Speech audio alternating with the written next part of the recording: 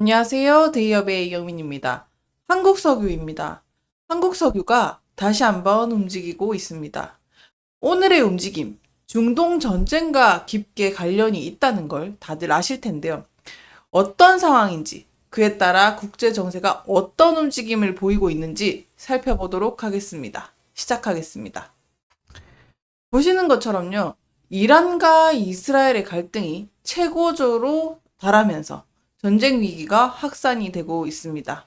10월 1일 저녁 이란 혁명수비대가 이스라엘 군사 목표물을 겨냥해서 탄도미사일을 대규모로 발사를 했습니다. 이스라엘이 이에 따라서 거기에 대한 재보복을 경고를 했는데요. 이란이 미사일 공격을 했다는 것, 이란이 이스라엘 군사기지를 목표로 약 180발의 미사일을 발사를 했습니다. 그중 90%가 목표물에 명중을 했는데요. 이 공격이 하마스랑 헤즈볼라 지도자들에 대한 사망에 대한 보복으로 이루어졌습니다.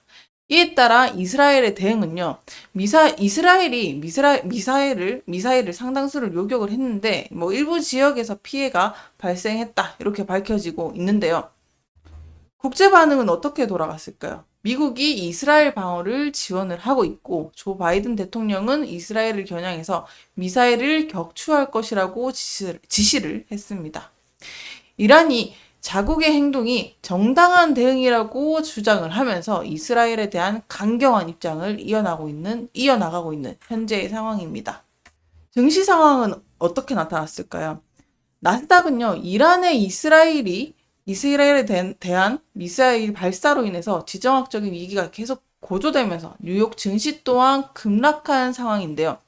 나스닥 지수가 1.53% 하락을 하면서 큰 타격을 입었고 S&P 지수 역시 0.93%로 떨어졌습니다.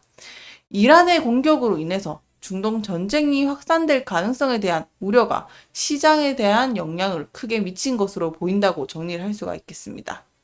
이러한 지정학적인 긴장은요, 국제 유가에도 지금 영향을 자연스럽게 주고 있는데요. 서부 텍사스 원유와 브렌트유 가격이 3.4%씩 급등을 하면서 원유 시장에도 불확실성이 증가를 하고 있습니다. 다시 말해서 전쟁으로 인한 공급 불안이 커지면서 원유 가격이 상승한 것으로 보여지고 있습니다. 이런 시장에 대한 불안감이 확산될 때마다 투자자들은 위험 회피 심리를 또 자극을 하게 되고, 이런 상황에서는 보통 전쟁이 얼마나 확산될지에 대한 불확실성이 크기 때문에 향후에 이 변동성에 대한 흐름도 크게 영향을 미칠 수밖에 없는데요.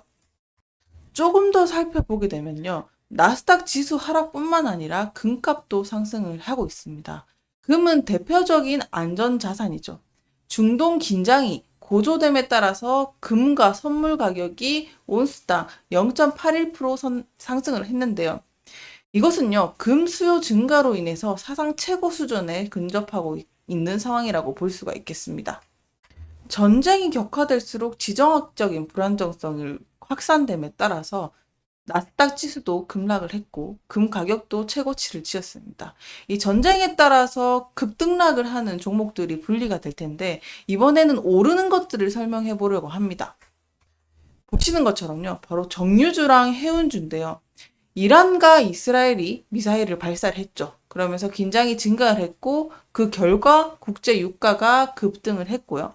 유가 상승은 정유주의 주가를 견인하게 되고 흥구석유나 한국석유 같은 이런 석유 관련 기업들이 당연히 자연스럽게 급등을 하는 현상을 보여지게 되는데요.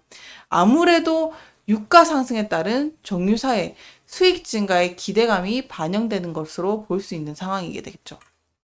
곁들여서요, 해운주도 지금 움직임을 보이고 있는데, 중동 전쟁 가능성과, 그리고 미국 항만 노조 파업 영향으로 인해서 상승세를 조금 보이고 있습니다. 이게 다 복잡하게 얽혀있는 상황이 될 것 같은데, 중동 지역이 장기화될 때는 해상 물류 공급망이 불안정해질 가능성이 야기될 수가 있는 거고, 이것은 해운업체들의 운임 상승과 직결될 수 있기 때문에 이를 반영해서 해운주도 자연스럽게 주가 상승을 촉진하고 있는 상황이다.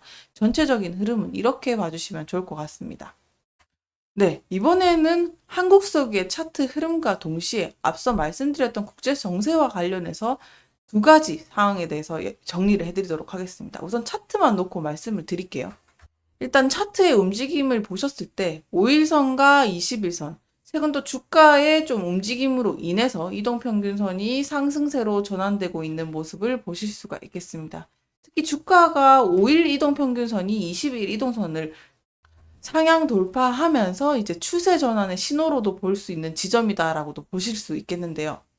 여기에다가 중장기 이동평균선을 보시면 좋을 것 같습니다. 60일선과 120일선인데요. 어떻게 보면 중기적인 흐름에서는 이동평균선이 이제 위에 있는 모습을 보여지고 있는데 계속 이런 모습으로 이어지게 된다면 상승 추세가 이어질 가능성이 높은 흐름을 보이고 있다라고도 볼 수 있겠습니다. 심리적으로 기술적 분석을 봤을 때 중동 전쟁 리스크로 인해서 어떻게 보면 공포심이 증대되고 있는 상황인데 투자자들이 안전자산이나 에너지 관련 주식에 매수를 강화하고 있는 흐름을 보이고 있습니다. 그래서 이런 한국 석유 같은 수요가 지금 증가하고 있는 상황이다라고도 볼 수가 있겠고요.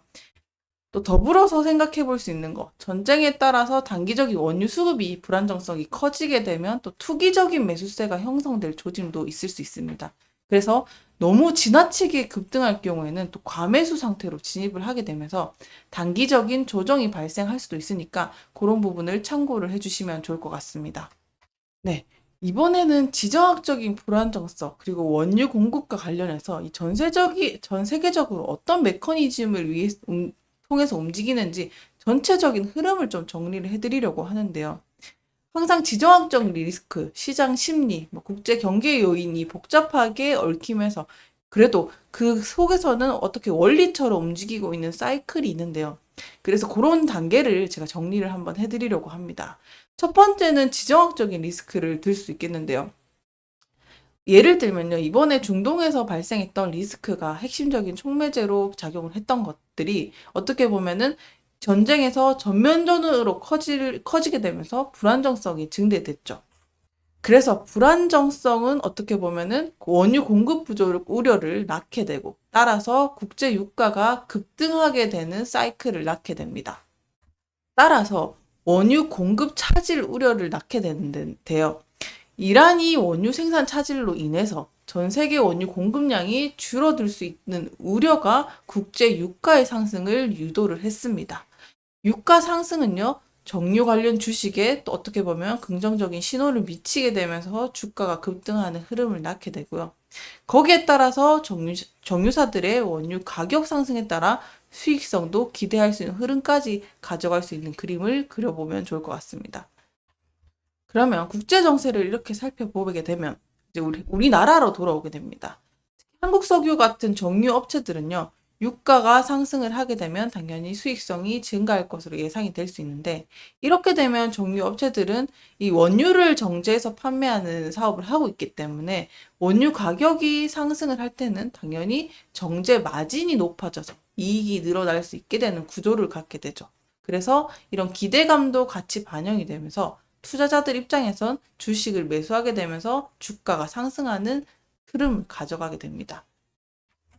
그래서 이 심리적인 부분도 반영하게 되면 전쟁 상황 같은 위기 상황에서는 항상 투자자들은 안전자산으로 이동하려고 하는 큰 흐름을 가지고 있습니다. 아까 보신 것처럼 금과 같은 안전자산뿐만 아니라 원자재 공급 위기로 이익을 볼 수 있는 정유주 같은 것에 관심을 증가하는 것도 이런 흐름이라고 볼 수가 있게 됩니다.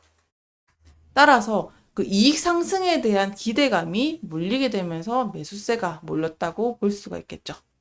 이번엔 더 넓게 보겠습니다. 이렇게 정세가 또 긴박하게 돌아갈 때는 당연히 에너지 공급을 우려하게 되는 반응이 나타나고요. 다시 말씀드리지만 에너지 관련 주식들이 수요를 증대시키는 역할을 하게 되면서 유가가 상승할 때 운송 비용까지 같이 증가를 하게 되면서 다른 산업까지 영향을 미치게 되는 흐름까지 확장해서 볼 수가 있겠습니다.